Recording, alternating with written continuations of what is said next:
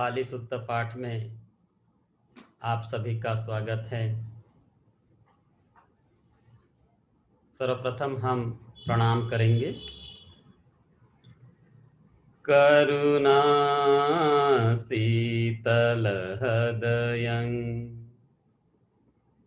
पय्यापजुत विहत मोहतमं सनरामर लोकगुरु वन्दे सुगतं गतिविमुक्तं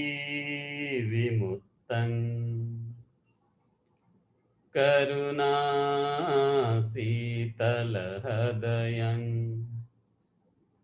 पय्यापजुत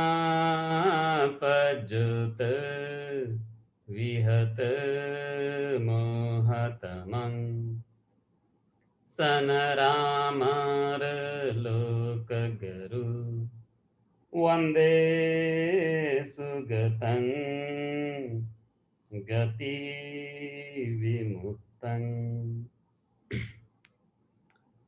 आज हम 31 लोकों के बारे में संक्षिप्त में चर्चा करेंगे।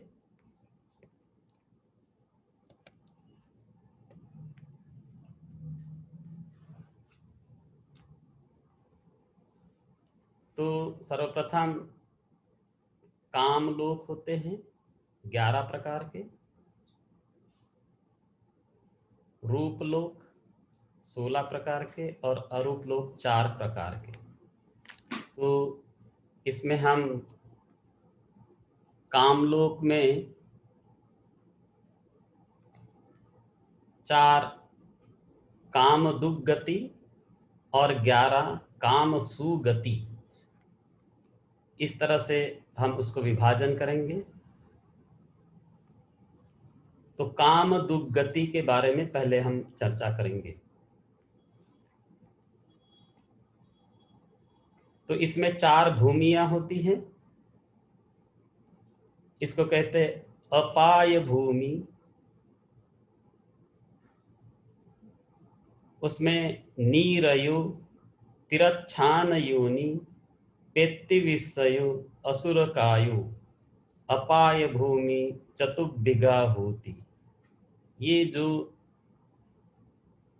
काम दुर्गति के जो लोक है, तो पहला है नीरय,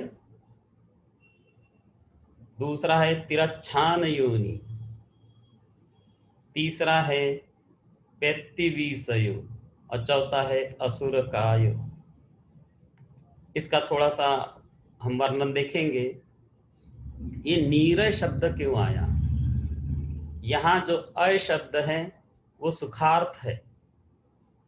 अयति वड्ढे तीति अयो, अर्थात जो कुशल कर्मों को बढ़ाता है अथवा जिसका आस्वादन किया जा सकता है, वह धर्म को अय कहते हैं।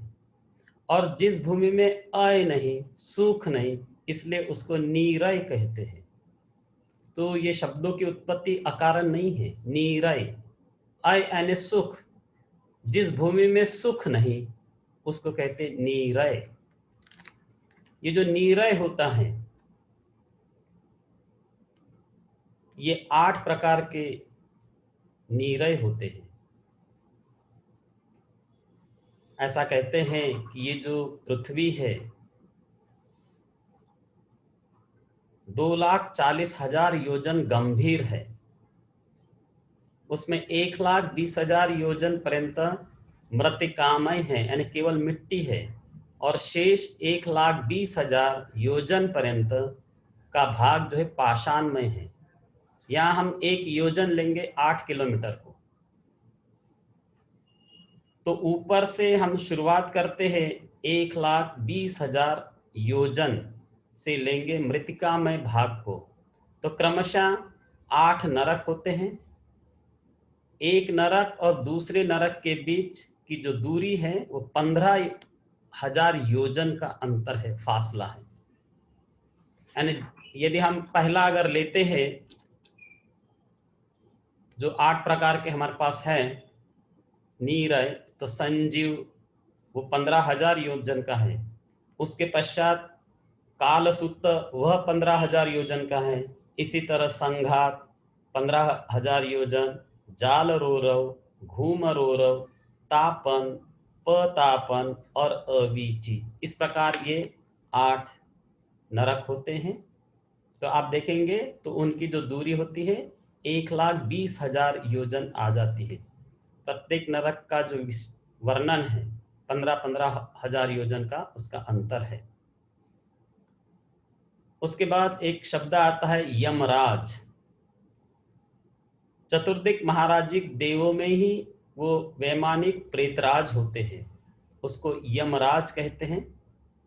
वे कभी कभी देव सुख का भोग करते हैं और कभी कभी अपने अकुशल कर्मों के कारण अन्य प्रेतों के सदृश ही उसका अनुभव करते हैं। यमराज एक नहीं है, अनेक होते हैं। जिस प्रकार मनुष्य भूमि में अनेक राजा होते हैं, उसी प्रकार एक निरय भूमि के चारों द्वारों पर 4 यमराज आसीन होते हैं। उस भूमि में आने वाले सत्वों से वे विविध प्रकार की पूछताछ करते हैं। ये उस भूमि में आने वाले सत्वों से पूछताछ नहीं भी करते हैं। जिनके अकुशल कर्म बहुत अधिक बलवान होते हैं, उन सत्वों को सीधे नरक में चले जाना पड़ता है, उनकी पूछताछ नहीं होती। परंतु जिनके अकुशल कर्म उतने बलवान नहीं होते, ऐसे सत्वों को नरक से छुटकारा दिलाने के लिए नरकपाल उन्हें यमराज के पास ले जाते हैं। यमराज उन सत्वों से पूछताछ करते हैं, यातना देने के लिए नहीं, अपितु उनसे नरक से छुटकारा पाने के लिए। जैसा कि आजकल मनुष्य लोक में उच्च न्यायालय में अपील करने पर छुटकारा पाने के लिए पूछताछ होती है, इसी तरह यमराज दुष्ट राज न होकर वो धर्मराज होते हैं। इसके पश्चात एक शब्द आता है नरकपाल। यह भी चतुर्दिक महाराजिक देवों में परिगणित देव राक्षस हैं। जिन सत्वों के अकुशल कर्म अल्प होते हैं, उन्हें नरक से छुटकारा दिलाने के लिए यमराज के पास ले जाना, और जिनके अकुशल कर्म अधिक बलवान होते हैं, उन्हें भयंकर नार के यातना देना, यही उनका काम होता है।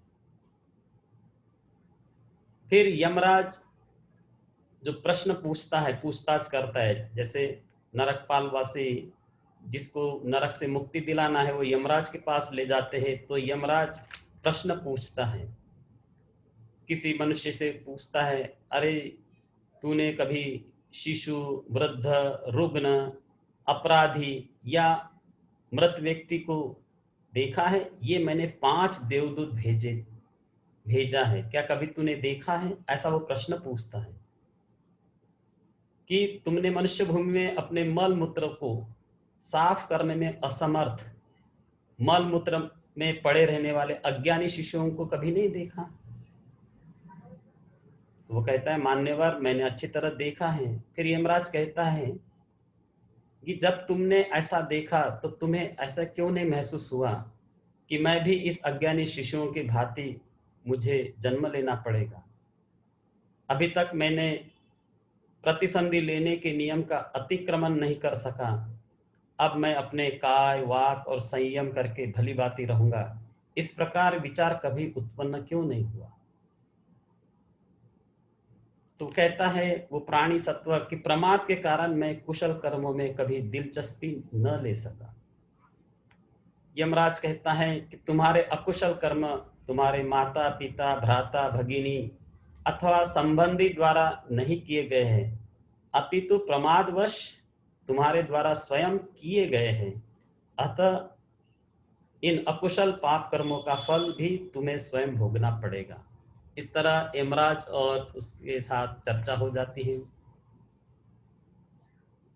फिर इसी तरह यमराज वृद्ध को दिखाता है, रुग्ण व्यक्ति को दिखाता है, अपराधी को दिखाता है और मृत व्यक्ति को दिखाकर 5वीं बार प्रश्न पूछता है।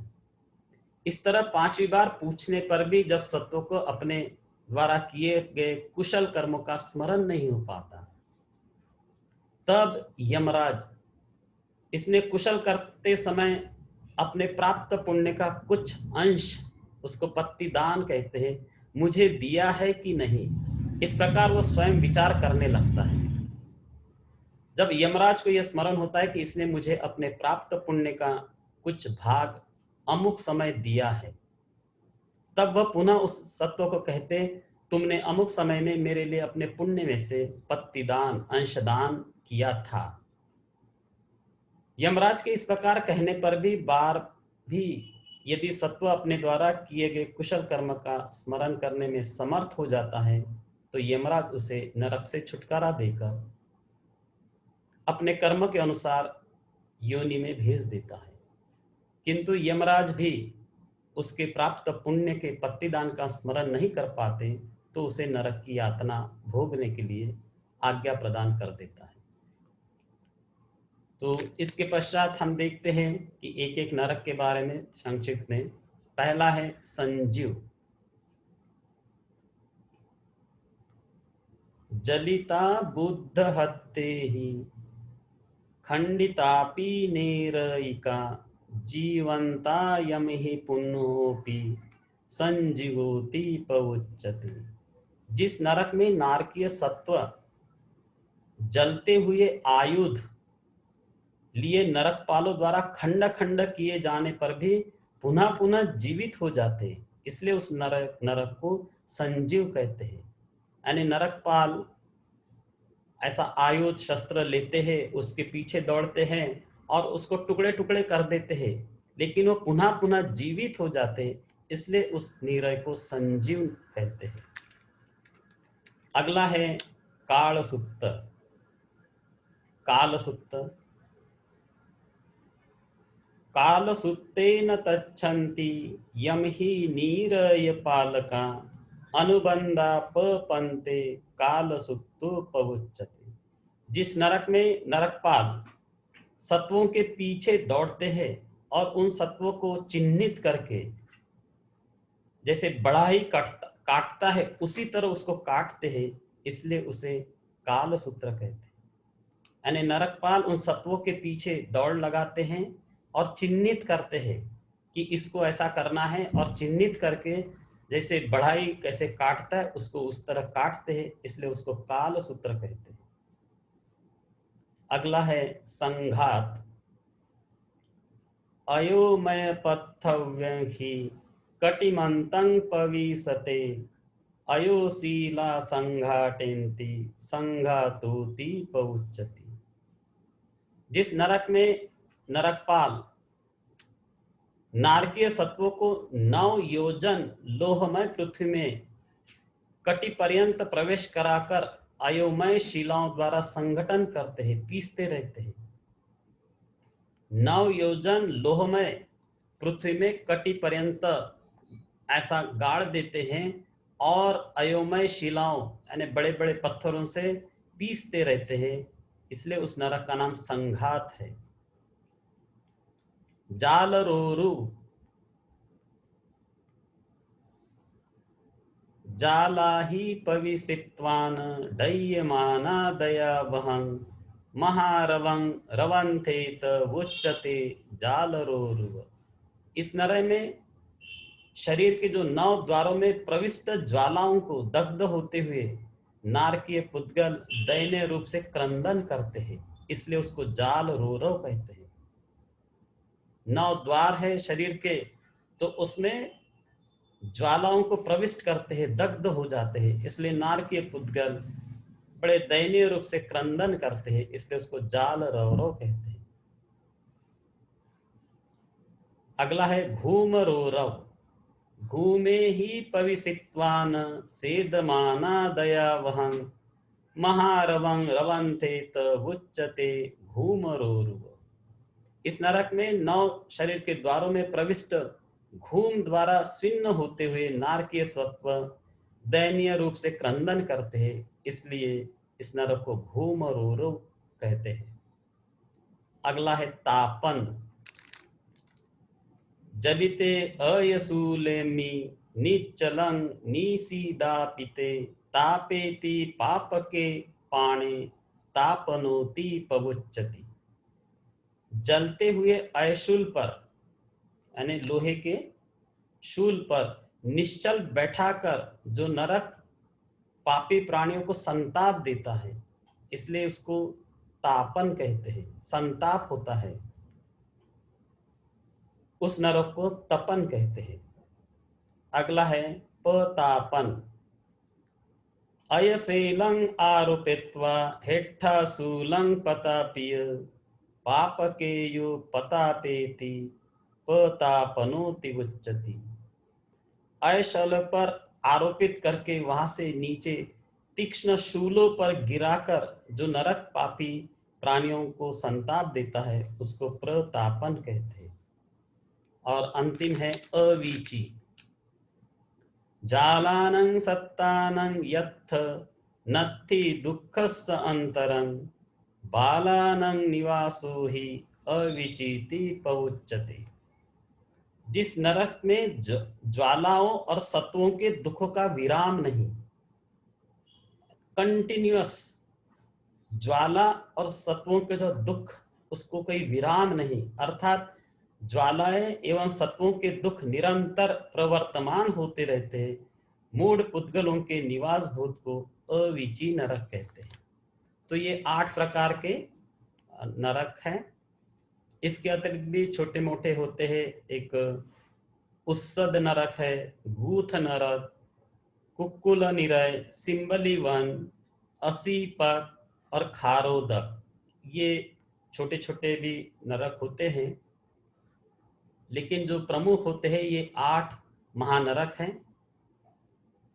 ये रौद्र सत्वों के निवास स्थान है।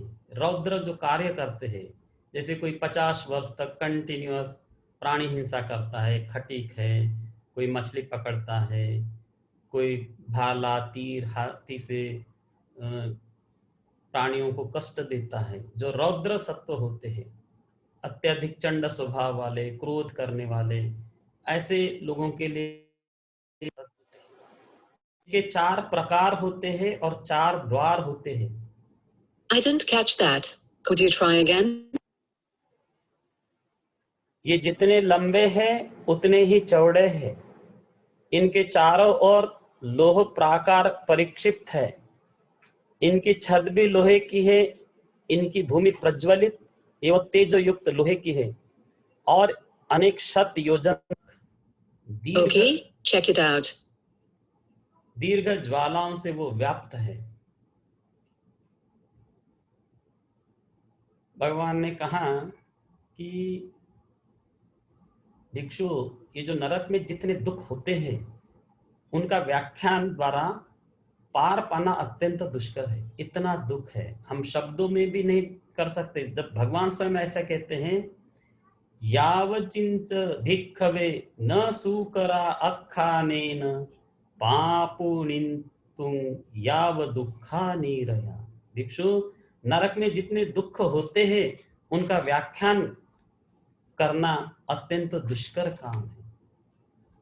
यानी जैसे कोई व्यक्ति को दंड मिल गया और राजा कहता है इसको सुबह 100 कोड़े मारो, तो वो 100 कोड़े मारता है, फिर देखता है फिर भी वो जीवित है, पुनः वो आदेश देता है दोपहर में इसको और 100 कोड़े मारो, फिर भी देखता है ये जीवित है, शाम को और 100 कोड़े मारो। तो भगवान कहते हैं ये तो कुछ भी नहीं है, इससे अधिक भयानक दुख नरक में होता है।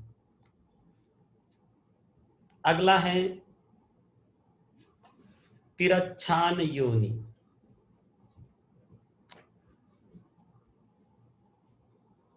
तिरच्छान अर्थात जो तिरछे गमन करते हैं, जो मनुष्यों की तरह सीधे न जाकर तिरछे बढ़ते हैं, उन्हें तिरश्चिन योनि कहते हैं। वैसे जो मिथ्या दृष्टि में पड़ता है वो तिरश्चिन योनि में जाता है। जो सत्य है उसको असत्य मानता है और जो असत्य है उसको सत्य मानता है, मतलब वो तिरछा जा रहा है। तो जो मनुष्य की तरह सीधे न जाकर तिरछे बढ़ते हैं, इसलिए उन्हें तिरश्चिन योनि कहते हैं। तिरच्छानों की अपनी कोई भूमि नहीं होती है, जहां रहते हैं उसी को तिरच्छान भूमि कहते हैं। जैसे कोई प्राणी जल में वास करता है तो उसी के लिए वो भूमि हो गई। कोई गिरी कंदरा में रहता है, कोई जमीन के अंदर रहता है, कोई आकाश में भी रहता है, वही उसकी भूमि हो जाती है। तो अलग से उनके लिए कोई भूमि नहीं है। इसके पश्चात अगला जो आता है पेत।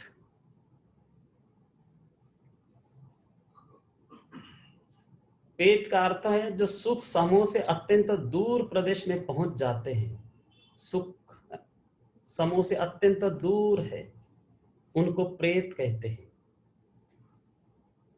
प्रेत शब्द मनुष्य भूमि से च्युत होकर जाने वालों के लिए प्रयुक्त होता है, परंतु यहाँ सुख से दूर जाने के अर्थ में ये प्रेत शब्द का प्रयुक्त किया गया है। उन प्रेतों को समूह जो रहता है उसको पेत्ती कहते हैं, और उनका रहने का स्थान पेत्ती विषय कहते हैं। इनकी भी कोई अपनी भूमि नहीं होती, जहां ये रहते हैं उसे ही पेत्ती विषय कहते हैं। अगला है असुर काय योनि। असुर जो शब्द है ऐश्वर्य और क्रीड़ा आदि में देवताओं की तरह दीप्त नहीं होते, इसलिए असुर कहते हैं। देवताओं में क्या विशेषता रहते हैं? वो ऐश्वर्य रहते हैं, क्रीड़ा आदि, और वो प्रज्वलित रहते हैं। ये प्रज्वलित नहीं होते, देवताओं की तरह दीप्त नहीं होते, इसलिए असुर शब्द कहते हैं। इनकी भी अपनी कोई भूमि नहीं है, जहां कहीं ये रहते हैं वो असुर काय भूमि कहते हैं। असुर प्रेतों की तरह भी होते हैं। नाना प्रकार के असुर होते हैं। सुमेरु पर्वत के नीचे रहने वाले देवताओं को भी असुर कहते हैं। विनिपाति का भी असुर है। कभी कभी देवताओं की तरह सुख भोगने वाले तथा कभी कभी प्रेतों की तरह दुख का अनुभव करने वाले वैमानिक प्रेतों को भी असुर कहते हैं।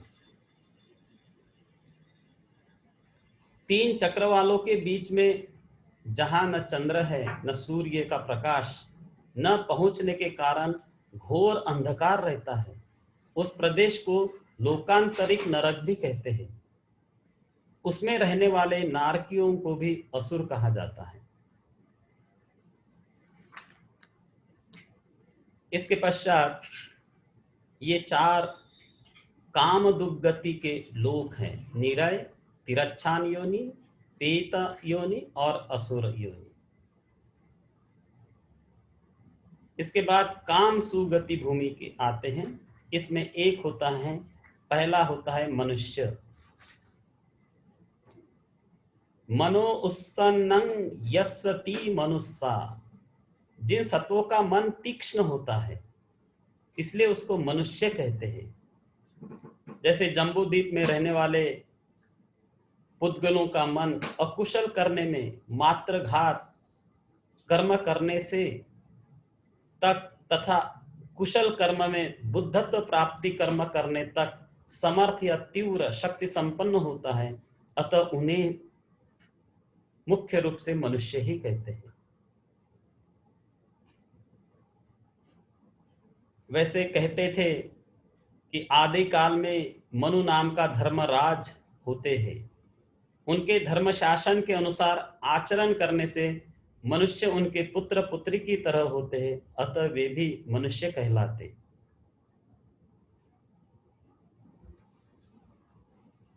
अगला आता है चतुर्थ महाराजिक देवता। ये जो चार देवता होते हैं, धृतराष्ट्र, विरुल्लक, विरूपाक्ष और कुबेर, ये चार चतुर्दिक महाराजिक देवता हैं। इनमें जिनकी भक्ति होती है उन देवताओं को चतुर्दिक महाराजिक देवता कहते हैं, और इनका जो निवास होता है चतु महाराजिका कहलाता है। और यह भूमि सुमेरु मध्य से लेकर भूमि पर्यंत अवस्थित है। इस मनुष्य भूमि के आश्रय में रहने वाले देव को भूमा देव कहते हैं, भूमि देव कहते हैं। मनुष्यों के साथ रहने, उनके आश्रय से रहते हैं, इसलिए उसको भूमि देव कहते हैं। वृक्ष, वन और पर्वत आदि की रक्षा करने वाले देवों को रुक्ष देव कहते हैं। इसके बाद आगे का जो है तावतींसा, ते तीनसं यथाति ते तीनसा। इस भूमि में 33 पुद्गल होते हैं, इसलिए इसको ते तीनसा कहते हैं। और फिर ते के स्थान पर ता लग जाता है तो तावतींसा शब्द आ जाता है। ये तावतींसा लोग सुमेरु जो पर्वत है उसकी ऊंचाई पृथ्वी से 84,000 योजन होती है। यह भूमि उस सुमेरु पर अवस्थित है। चतुर्दिक महाराजिक भूमि है, पृथ्वी से 42,000 योजन ऊपर है। इस भूमि से 42,000 ऊपर तावतींसा भूमि है। इस प्रकार अन्य देव भूमियां समझना चाहिए। जैसे हम नरक का वर्णन करते हैं तो प्रत्येक नरक 15,000 योजन दूरी पे है, दोनों के बीच में फासला है। इसी तरह ये जो देवलोक होते हैं इनका जो अंतर होता है, प्रत्येक जैसे चतुर्दिक महाराजिक देवता, इसके बाद तावतींसा देवता, तो ये 42,000 योजन ऊपर पर है। यामा, जो याम शब्द है दुख से अपगत, दुख नहीं है इसलिए उसको याम कहते हैं। दिव्यं सुखं याता पयाता संपताति यामा, यानी जिसमें दुख नहीं है, दुख रहित देवों को याम कहते हैं, अर्थात दिव्य सुख प्राप्त देवों को याम कहते हैं। और उनकी जो भूमि होती है वो यामा कहते हैं। याम देवताओं का जो अधिपति होता है वो इंद्र होता है। जैसे तावंतीस देवताओं का अधिपति इंद्र होता है, वैसे ही यामा देवताओं का जो अधिपति होता है वो सुयाम होता है। अगला होता है तुसिता, तुसंग इताति तुसिता, अर्थात तोष को प्राप्त होता है, संतोष को प्राप्त होते हैं, इसलिए उस देवलोक का नाम है तुषित। तोष को प्राप्त होना, तुसित, और उनके निवास स्थान को तुसिता कहते हैं। अगला है निम्मानरति, निम्माने रति एसंति निम्मानरति नो, सुख के निर्माण में जिनकी रति होती है उनको निर्माण रति देव कहते हैं।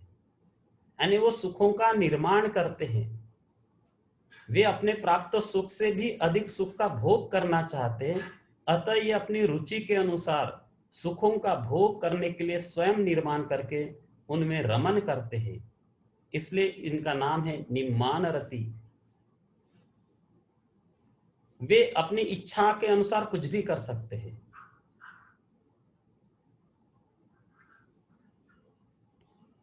और अगला है परनिम्मित वसवत्ती, वे स्वयं किसी चीज का निर्माण नहीं करते, लेकिन इनके जो परिचारक देवलोक होते हैं वे सुखों का निर्माण करते हैं और वे उपभोग करते हैं, इसलिए परनिम्मित वसवत्ती। इस तरह ये 6 काम सुगति के लोक हैं। तो 4 अपाय गति और ये 6 और 1 7 मनुष्य लोक, इस तरह ये 11 कामावचर भूमि कहते हैं। इसके बाद आते हैं ब्रह्मलोक। ब्रह्मलोक में वही व्यक्ति उत्पन्न होता है जो कम से कम प्रथम ध्यानी हो। तो प्रथम ध्यान जिसके पास होता है तो वो 3 ब्रह्मलोक में उत्पन्न होता है। पहला है ब्रह्म पारिसज्जा, ब्रह्म पुरोहिता, महाब्रह्मा। प्रथम ध्यानी व्यक्ति ये 3 लोक में उत्पन्न हो जाता है। ब्रह्म पुरोहिता, ब्रह्म पारिसज्जा, ब्रह्म पुरोहिता, महाब्रह्मा। तो ब्रह्म परिषद, ब्रह्म पुरोहित और महाब्रह्मा, ये जो महाब्रह्मा होता है ये ब्रह्म पुरोहित और ब्रह्म परिषद ये उसके वश में होते हैं, और ये अन्य देवों से बड़ा होता है इसलिए उसको ब्रह्मा कहते हैं। महान होने के कारण, श्रेष्ठ होने के कारण इसको महाब्रह्मा कहते हैं। वे ध्यान और अभिज्ञा प्राप्त होते हैं और दीर्घ काल तक सुखपूर्वक रहना आदि गुणों का अन्य देव और मनुष्य से उत्तम होते हैं।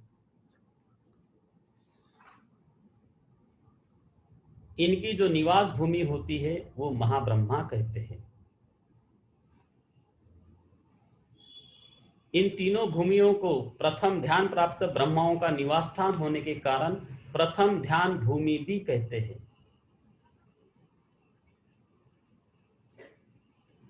इसके बाद अगला है जो द्वितीय ध्यान भूमि, जो दूसरे ध्यान को प्राप्त करता है। तो ये तीन तीन के इसमें याद रखने का तरीका है। प्रथम ध्यान वाला ब्रह्म पारिसज्जा, ब्रह्म पुरोहिता, महाब्रह्म। द्वितीय ध्यान भूमि वाला परित्ताभा, अपमानाभा, आभस्सरा। ये तीन होते हैं जो द्वितीय ध्यान में प्राप्त करता है। परित्ताभा, जिसकी आभा अल्प है, उन ब्रह्माओं की आभा अल्प होने के कारण उसको कहते परित्ताभा। अपमानाभा, जिन ब्रह्माओं की आभा अप्रमाण होती है उन ब्रह्माओं को अपमानाभा कहते हैं। और आभस्सरा, इस भूमि में रहने वाले ब्रह्माओं के शरीर से आभा प्रस्फुटित होती रहती है, अतः इन्हें आभास्वर कहते हैं और इनका जो निवास स्थान होता है आभास्सरा। तो इस तरह द्वितीय ध्यान भूमि में द्वितीय ध्यान को जो प्राप्त होते हैं परित्ताभा, अपमानाभा, आभस्सरा। इसके बाद जो तृतीय ध्यान भूमि है, जो तृतीय ध्यान को प्राप्त होता है, वो यदि शरीर छोड़ता है तो तीन ब्रह्मलोक है उनके लिए। परित्त शुभा, अपमान शुभा, शुभ किन्ना। परित्त शुभा यानी उन ब्रह्माओं से अल्प शोभा युक्त होने के कारण, शोभायमान तो है लेकिन अल्प शोभा है, इसलिए उसको परित्त शुभा कहते हैं। अपमान भा शुभा, जिनकी शरीर क्रांति अप्रमाण होती है, बड़ा शुभ होता है, इसलिए उसका नाम पड़ा अपमान शुभ कहते हैं। शुभ किरणा, जिसके शरीर क्रांति से आकीर्ण किरणें निकलते, ब्रह्माओं के शुभ किरण, शुभ कृत्स्न कहते हैं। तो ये तृतीय ध्यान भूमि है। परित्त शुभा, अपमान शुभा, शुभ किन्ना। इसके बाद चतुर्थ ध्यान भूमि है वेह फला, असंय सत्ता, शुद्धा वासा। जो चतुर्थ ध्यानी व्यक्ति रहता है वह यदि शरीर छोड़ता है तो इस ब्रह्मलोक में उत्पन्न होता है। वेह फला, वेह फला यानी बहुत बड़ा फल मिलता है, विशाल मिलता है, विशाल होता है, जिसका फल अत्यंत विशाल है, इसलिए उसको वेह फला। असंय सत्ता, नथी संज्ञा, एतसी असंज्ञा, जिसमें संज्ञा नहीं होती, असंगी होते हैं, इसलिए उसको असंय सत्ता। और शुद्धावासा, ये शुद्धावास देवलोक जो होता है तो वो केवल अनागामी जो होते हैं वे ही वहां निवास करते हैं, बाकी कोई भी प्राणी वहां नहीं जाता, इसलिए उसको कहते हैं शुद्धावास। शुद्ध है, शुद्ध प्राणियों का वास है, इसलिए उसको शुद्धावास कहते हैं। केवल अहरंत या अनागामी व्यक्ति ही वहां पर जाते हैं। शुद्धावास में भी 5 तरह की भूमियां हैं। शुद्धावास भूमि में 5 प्रकार: अवीहा, अतप्पा, सुदस्सा, सुदस्सी, अकनिष्ठा। ये 5 भूमियां शुद्धावास देवलोक की होती है। अवीहा, अपनी भूमि का क्षण मात्र के लिए भी त्याग न कर सकते, कारण उनको अवीहा कहते। एक क्षण मात्र के लिए भी वो अपनी भूमि का त्याग नहीं करते और कल्पों तक वहां रहते हैं, इसलिए उन ब्रह्माओं को अवीहा कहते हैं। अतप्पा, किसी भी कारण से संताप को प्राप्त न होने वाले ब्रह्माओं को अतप्पा कहते हैं। किसी भी कारण से कोई संताप नहीं मिलता, इसलिए उन ब्रह्माओं को अतपा। सुदस्सा, अत्यंत शोभित होने के कारण सुख से दिखाई देने योग्य ब्रह्माओं को सदृश कहते हैं। इसलिए सुदशा अत्यंत शोभित होने के कारण, सुख से दिखाई देने के कारण उसको सुदशा कहते हैं। सुदस्सी सुखेन पश्यन्तीति सुदस्सी, यानी जो प्राकृत चक्षु है या प्रज्ञा चक्षु के द्वारा भली प्रकार देखते हैं, इसलिए उन ब्रह्माओं को सुदस्सी कहते हैं। अकनिष्ठा यानी अपनी संपत्ति एवं गुणों द्वारा सबसे ज्येष्ठ होने के कारण किसी भी प्रकार से वो कनिष्ठ नहीं होते, इसलिए उनको अकनिष्ठा कहते हैं। तो ये इस प्रकार से ये 16 ब्रह्म योनियां हैं, ब्रह्मलोक हैं। इसके पश्चात जो अरूप भूमियां हैं, जहां रूप नहीं है, केवल चित्त होता है, ये 4 होते हैं। आकाश आयतन भूमि, विज्ञान आयतन भूमि, अकिंचन्यायतन भूमि, नेव संज्ञा नया संज्ञायन भूमि। जो आगे के जो ध्यान होते हैं, 5वां, 6वां, 7वां, 8वां, वे उन लोकों में उत्पन्न होते हैं। शुद्धावास भूमि में पृथकजन, श्रुतापन्न एवं सकृदागामी भी नहीं जाते। केवल अनागामी या अहरद मार्गस्थ जो होते हैं, वे केवल शुद्धावास देवलोक में ही उत्पन्न होते हैं।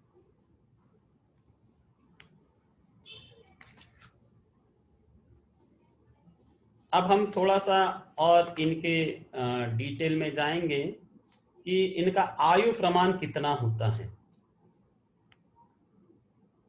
तो अपाय भूमि में जो सत्व होते हैं, मनुष्य होते हैं और विनिपाति का असुर होते हैं, इनका आयु प्रमाण निश्चित नहीं होता। वे कभी भी जन्म और मरण लेते हैं, या उनका आयु प्रमाण अपने कर्मों के अधीन होता है, और जब तक संपूर्ण कर्मों का फल भोग पूरा नहीं होता, तब तक उनको उसी भूमि में रहना पड़ता है। तिरच्छान योनि मनुष्य में भी जो आयु प्रमाण है, वह भी नियत नहीं होता। आजकल मनुष्यों में दुष्चरित्र आदि पाप धर्मों का आधिक्य हो जाने से उनका आयु प्रमाण भी क्रमशः ह्रास होता जा रहा है। अब हम चतुर्दिक महाराजित देवताओं की आयु की अगर गणना करें, तो मनुष्य का जो आयु है, जैसे हमारा एक दिन रात होता है, और यदि हम 50 वर्ष जी लेते हैं, तो जो चतुर्दिक महाराजिक देवता होता है, तो हमारे 50 वर्ष उसका केवल उनका एक दिन और एक रात होता है, केवल। जैसे हमारे 30 दिन होते हैं, एक मास होता है, 30 दिन का एक मास, 12 मास का एक वर्ष होता है। इस हिसाब से उनकी आयु 500 वर्ष की होती है, चतुर्दिक महाराजिक देवताओं की। और वैसे 500 वर्ष यानी उनका एक दिन, हम यदि 50 वर्ष जी लेते हैं तो उनका वो एक दिन, वैसे वो 500 वर्ष जीते हैं। अगर मनुष्य की गणना करें तो 90 लाख वर्ष होती है आयु। और फिर आगे जो आयु होती है, इसी तरह बढ़ाते जाना है, केवल दुगुनी करनी है। तावंतिस देवलोक की आयु 1000 वर्ष। मनुष्य की गणना करें तो 3,60,00,000 वर्ष होती है। यामा देवता की आयु 2000 वर्ष, तुषित देवलों की 4000 वर्ष, निर्माण रति देवों की 8000 वर्ष, और पर निर्मात वशवर्ती देवताओं की आयु 16,000 वर्ष। इस तरह से उनका आयु प्रमाण होता है।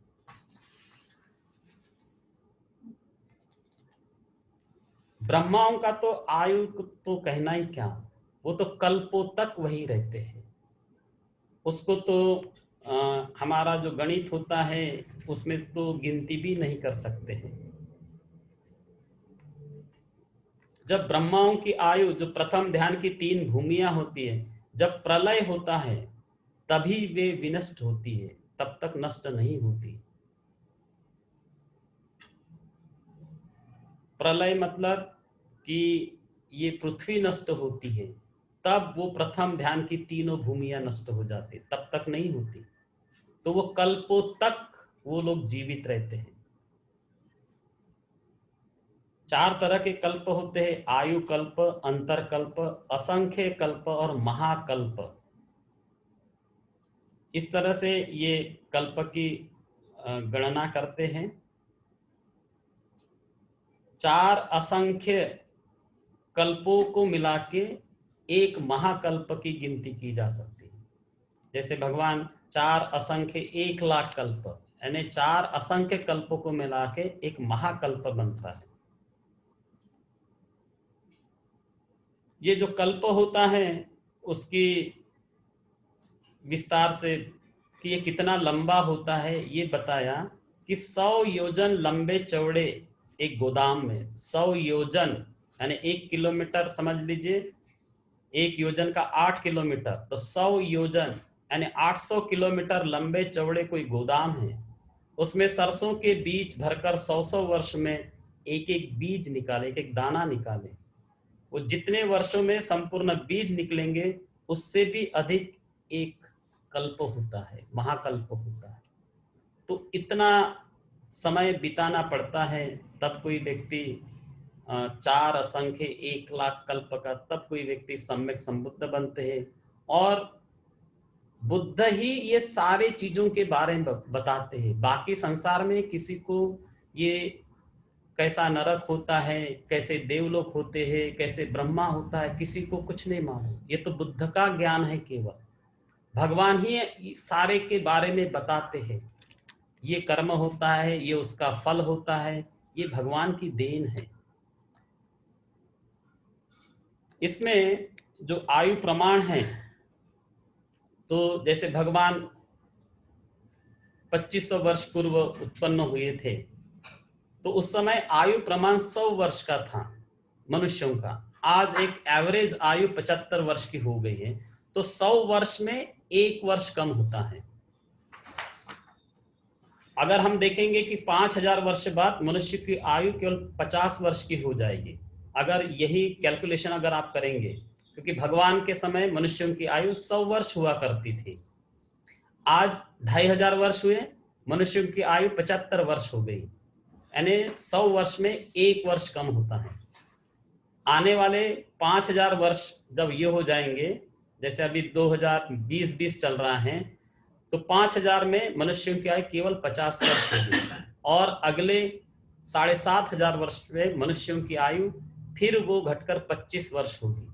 तो इस तरह से ये अभी ह्रास की ओर जा रहा है मनुष्य, इसलिए क्योंकि मनुष्यों में अत्यधिक राग, अत्यधिक द्वेष और अत्यधिक क्रोध होने के कारण ये आयु प्रमाण कम होता है। अत्यधिक हिंसा, अत्यधिक मारकाट होने के कारण ये मनुष्यों की आयु कम हो जाती है। भगवान एक बार कहते हैं कि भिक्षु, पहले कभी इस पृथ्वी पर एक भी रोग नहीं था, केवल 3 रोग होते थे: भूख लगती थी, इच्छा होती थी और बुढ़ापा आता था। लेकिन एक बार एक यज्ञ किया गया था और हजारों निरपराध गायों पर शस्त्र चले, और शस्त्र चलने के कारण देवता, असुर और सारे लोग चिल्ला उठे, अरे अधर्म हो गया, और 98 प्रकार की बीमारियां आ गई थी। तो अभी हम संसार में देखते अत्यधिक मारकाट, हिंसा, ये उसके कारण ये आयु प्रमाण कम हो जाता है। तो इस तरह हमने ये 31 प्रकार के लोगों के बारे में संक्षिप्त वर्णन किया है। इस संबंध में किसी का कोई प्रश्न हो तो चर्चा कर सकेंगे।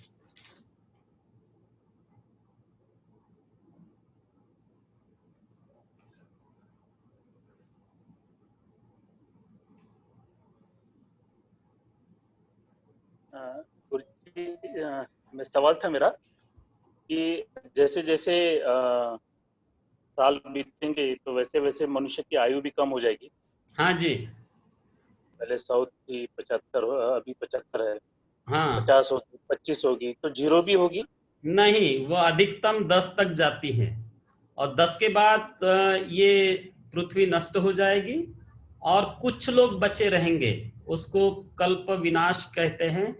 उसके बाद 10 साल के जो मनुष्य रहेंगे, उस समय भगवान ने बताया कि ये 4 चीजें नष्ट हो जाएगी, जैसे दूध, दही, घी, मक्खन, ये सब नष्ट हो जाता है। और आजकल जो बढ़िया अपन भोजन करते हैं बासमती चावल, तो लोग कोदो कुटकी खाएंगे और सोचेंगे यही उत्तम चावल है, ऐसा बोलेंगे। लेकिन उसमें क्या होता है कि जब 10 वर्ष की आयु होती है, फिर कुछ मनुष्य जीवित रहेंगे और कहेंगे कि अब हम एक दूसरे की हिंसा नहीं करेंगे। तब उनके पुत्रों की आयु 20 वर्ष की होगी, फिर वे भी बोलेंगे अब हम हिंसा नहीं करेंगे, उनके पुत्रों की आयु 40 वर्ष, 100 वर्ष, 200 वर्ष, ऐसा बढ़ते बढ़ते ये क्रम हो जाता है। और ऐसा आगे कितना भी बढ़ा जा सकता है, उस आयु का कोई ठिकाना नहीं, 1 लाख वर्ष तक भी आयु होती है फिर। धन्यवाद।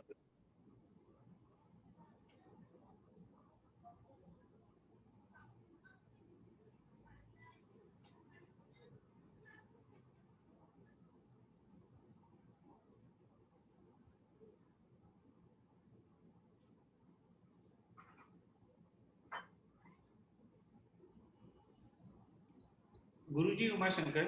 हाँ जी। गुरुजी, किन किन लोकों में विपश्यना संभव है? कुछ देवलोक का और मनुष्य लोक का मुझे पता था, पर्टिकुलर किन किन लोकों में है? नहीं, जहाँ है देवता और ब्रह्माओं में भी ध्यान हो जाता है, बल्कि जब भगवान आते हैं और ब्रह्मलोक जाते, एक उपदेश करते हैं, 84,000 ब्रह्मा सीधे अहरंत हो जाते। भगवान ने जब महासमय सुक्त का उपदेश किया तो 1 लाख करोड़ ब्रह्मा अहरंत हो चुके थे। तो देवलोक और ब्रह्मलोक में ये विपश्यना ध्यान हो जाता है। मनुष्य लोक में तो होता ही है, केवल नीचे की योनि में ध्यान नहीं होता। तो देवलोक, ब्रह्मलोक, जहां जहां रूप है वहां सभी जगह ध्यान होता है। इसलिए भगवान चाहते हैं कि हम कुशल कर्म करें और कम से कम देवलोक या ब्रह्मलोक में जाएं, ये भगवान की इच्छा है। गुरुजी, वो यमराज जो बोलते हैं कि मुझे मैत्री मतलब पुण्य वितरण किया है कि नहीं किया, तो हम मित्ता सुत्ता बोलते हैं, उसमें वो काउंट हो जाते हैं फिर? हाँ हाँ बिल्कुल, यानी हम जब बोलते हैं कि सारे प्राणी सुखी हो, तो वो पत्ती दान है, या हमने कोई किसी दिन मान के चले संग दान किया, तो हम कह सकते हैं कि आज जो हमने पुण्य किया है इसका कुछ अंश उस यमराज को मिले, ऐसा भी हम बोल सकते हैं। तो वो पुण्य पत्ती दान कहलाता है। यानी जो भी हम पुण्य करें, ऐसा बोलना है कि आज का कुछ अंश, हमारे पुण्य का कुछ अंश वो यमराज को मिले, तो वो पत्ती दान कहलाता है, ऐसा बोल सकते हैं।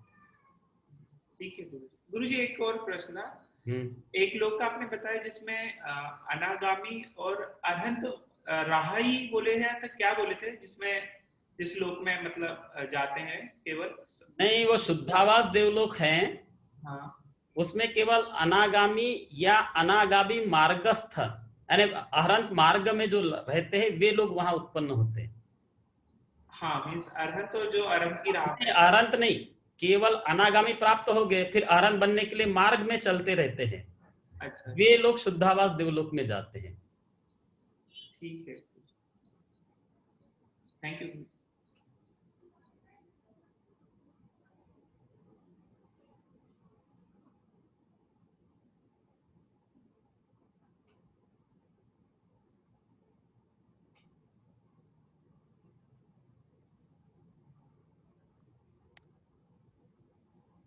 हेलो गुरुजी। हाँ जी। हाँ, मैं कह रहा था जैसे मनुष्य भगवान जब बुद्ध का जन्म होता आते हैं, बुद्ध जब अवतरित होते हैं, तब के हजारों लाखों लोग उसमें से अनंत हो जाते हैं। मुझे ऐसी स्थिति नहीं आती कि सभी अनंत हो गए? कैसे आएगी? ऐसे सभी अनंत कैसे हो पाएंगे?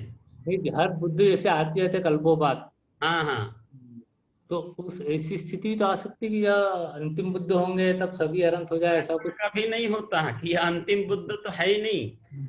इसके पहले गिनती नहीं इतने सम्यक संबुद्ध हो चुके, और भविष्य में भी गिनती नहीं इतने सम्यक संबुद्ध होंगे। तो ऐसा तो कभी हो ही नहीं सकता। हाँ, लेकिन एक चीज अवश्य है, जो जो लोग बोधिसत्व के रूप में काम करते हैं, तो वे लोग सम्यक संबुद्ध जब होते उस समय वे उत्पन्न हो जाते और फिर वो एक गाथा बोलते हैं और फिर वे लोग अहरंत हो जाते हैं। तो बोधिसत्व के साथ रह के केवल काम करना पड़ता है, लेकिन ऐसा संभव नहीं है कि सारे प्राणी एक साथ सारे अहरंत हो जाए, वो संभव नहीं है। नहीं, आते आते जैसे कल्पात बुद्ध आते जाते हैं, सम्यक संबुद्ध आते जाते, तो हर समय इतने इतने प्राणी होते जाते, तो फिर ये और कहाँ से आ जाते प्राणी? नहीं, ये तो अनादि है, इसका तो ठौर ठिकाना नहीं पता चलता, अनादि है। इसको इसकी चर्चा भी नहीं करना है, बस केवल भगवान ने बताया हमको तो केवल काम करना है, बस खत्म, इतना ही है। वो अचिंतनीय है, वो इस पर चिंतन नहीं करना चाहिए, वो विषय नहीं है। ठीक ठीक है।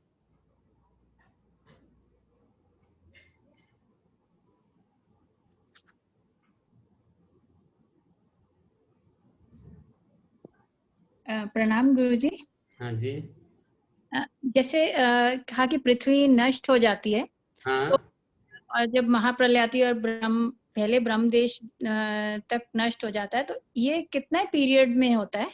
नहीं, अपन गिनती नहीं कर सकते, उसमें कल्प लग जाते हैं, कल्प।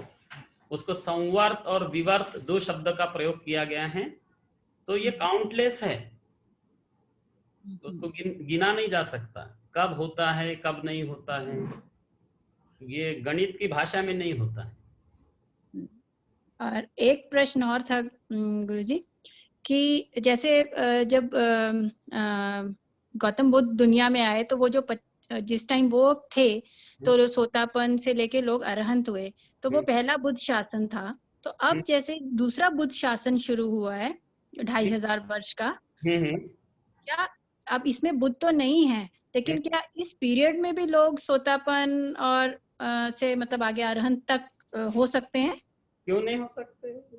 ऐसा जरूरी नहीं है कि बुद्ध का होना जरूरी है, सिर्फ बुद्ध शासन अगर है तो भी हो जाता है। चाहिए तो फिर लोग अरहंत हो जाते हैं। अभी तो बुद्ध शासन चल रहा है, द्वितीय बुद्ध शासन चल रहा है, तो कितने लोग अरहंत ने श्रोतापन्न तो भारत में ही थे, गोयंका गुरु जी के साथ में। तो आपने देखा होगा कि डॉक्टर ओम प्रकाश जी थे और वो महेंद्र जी थे कलकत्ता वाले, और ये तो गृहस्थ ही थे, मुनिंद्र जी।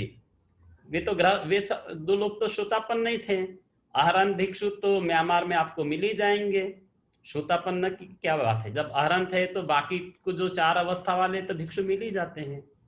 तो बुद्ध शासन है, इसके कारण ये लोग मिल जाते हैं, उपलब्ध रहते ही है। बुद्ध शासन है मतलब वो रहेंगे ही, और लोग भी हो सकते हैं मतलब इस पीरियड में। बिल्कुल, ये बल्कि सबसे अच्छा समय है, उपयुक्त समय है कि लोग ध्यान करें और अवस्था को प्राप्त कर सकते हैं। थैंक यू गुरुजी। गुरुजी, बुद्ध शासन ना रहते हुए भी तो कोई प्रत्येक बुद्ध हो सकता है ना तब? हाँ, प्रत्येक बुद्ध हो जाएंगे तब तो और अच्छा है, रहते हैं तो उनके समय भी, लेकिन वो आवश्यक नहीं है, क्योंकि जब तक वे शिक्षा नहीं देते प्रत्येक बुद्ध, लेकिन प्रत्येक बुद्ध को जो कोई, जब तक वे जितने काल तक जीवित रहते हैं, तो जो लोग भोजन दान कराते हैं तो वो असीम पुण्य मिलता है। बिना बुद्ध शासन के मींस प्रत्येक बुद्ध हो सकते हैं ना? हाँ बिल्कुल, प्रत्येक बुद्ध तो कभी भी हो सकते हैं।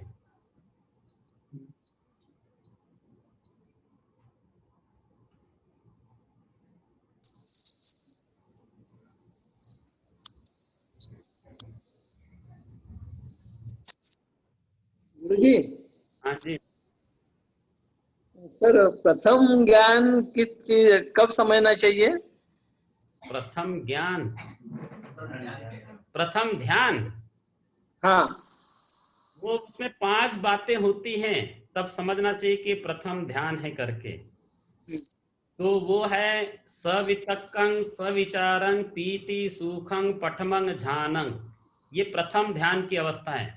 सवितक्कं है ना, वैसे तो इसके पूर्व है विविच्ये ही कामे ही विविच्ये ही अकुशले ही धम्मे ही, मतलब काम संबंधी कोई भी विचार नहीं होना चाहिए। विविच्चे ही कामे ही, कोई भी अकुशल तो कुछ होना ही नहीं चाहिए, लेकिन काम संबंधी भी कोई विचार नहीं होना चाहिए।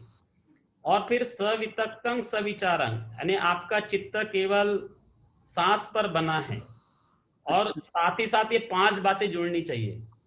प्रीति सुखं पठमंग झानंग, प्रीति और सुख आना चाहिए, और चित्त की एकाग्रता, तब वो प्रथम ध्यान कहलाता है।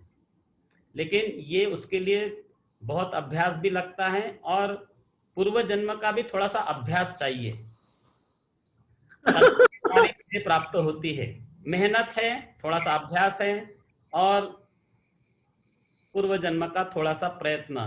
गुरुजी पूर्व जन्म का तो अभी बता नहीं सकते अपन लोग, लेकिन अभी इस जन्म में हम लोग तो पूरी कोशिश कर सकते हैं ना। अभी देखिए, पूर्व जन्म में आप कुशल कर्म किए, इसलिए आप मनुष्य योनि में आए। अच्छा, इसलिए अच्छा। आपको कान मिले और बुद्ध वाणी सुनी आपने, ये सारा पूर्व कर्म के पुण्य के कारण होता है। अच्छा, ऐसा नहीं होता है कि आप अकारण मनुष्य नहीं बने, अच्छे कर्म के कारण आप मनुष्य योनि में आए। फिर अच्छे कर्म के कारण बुद्ध वाणी, बुद्ध शब्द सुनते हैं, और उसके अनुसार चलना है, तो डेफिनेटली हमारे पास पूर्व जन्म का पुण्य संचय है। Thank you.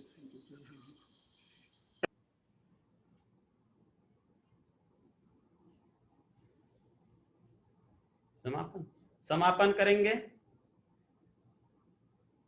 यं दुन्निमित्तं अवमंगलं च यो चामनापो सकुनः सद्दु पापगहो दुःसुपीनं अकन्तं बुद्धानुभावेन विनाशमेन्तु।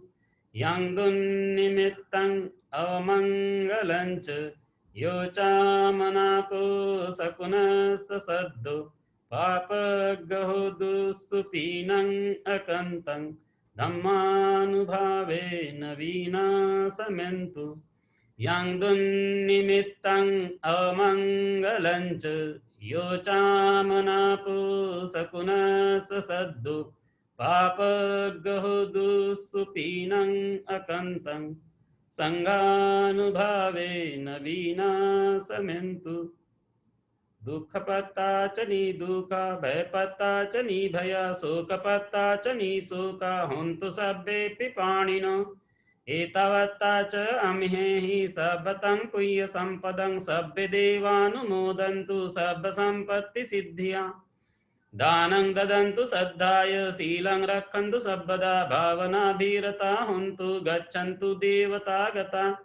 सभ्ये बुद्धा बलपत्ता पच्चकानं च यं बलं, अहरन्तानं च तेजेन रक्षं वन्दामि सर्वसु। यं किञ्चिवित्तं इदबाहुरं वा सज्ञेषु आयं रत्नं पणितं, ननो समं अति तथागतेन इदम्पि बुद्धे रत्नं पणितं, एतेन सच्चेन सुवत्ति होन्तु। यं किञ्चिवित्तं इदबाहुरं वा सज्ञेषु आयं रत्नं पणितं, ननो समं अति तथागतेन इदम्पि धम्मे रत्नं पणितं, एतेन सच्चेन सुवत्ति होन्तु।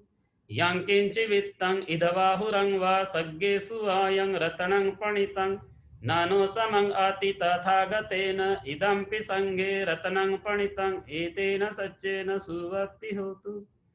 भवतु सर्वमङ्गलं, रक्षन्तु सर्वदेवता, सर्वबुद्धानुभावेन सदा सुखी भवन्तु ते।